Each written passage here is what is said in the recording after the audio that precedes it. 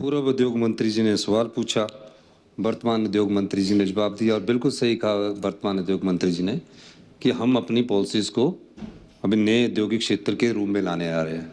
लेकिन एक सवाल हमारे सदस्य ने भी पूछा, पूर्व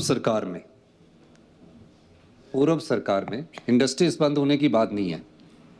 मैं ध्यान में लाना चाहता हूं विपक्षी दलों के भी और सत्ता पक्ष में, किनविन प्राइवेट लिमिटेड थी 2021 में।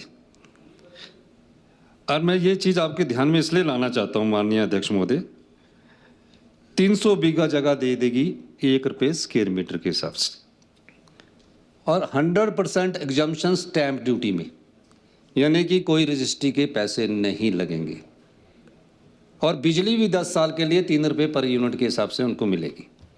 10 साल के लिए वेयर हाउस बनाकर सरकार देगी। ये जो आपने सवाल, मैं सर उसी तीनों चीजों पे आ रहा हूं। वेयर हाउस बना के सरकार देगी और जो पानी है वो भी सरकार देगी और जीएसटी, उस समय जीएसटी लागू हो चुका था।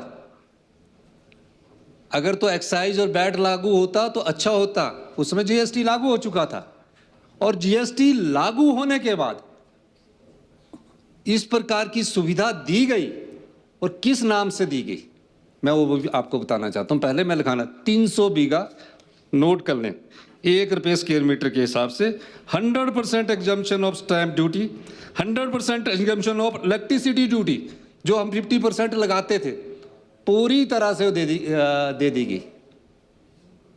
माननीय अध्यक्ष महोदय, इसके बाद SMPP एम्यूनेशन प्राइवेट लिमिटेड 800 एकड़ यानी कि 8000 करनाल, 4000 बीघा, प्रदेश की 4000 बीघा जमीन को 1 रुपये स्क्वायर मीटर के हिसाब से 100% exemption stamp duty, 100% exemption of electricity duty, 10 साल के लिए 3 रुपये प्रति यूनिट बिजली हम उनको देंगे।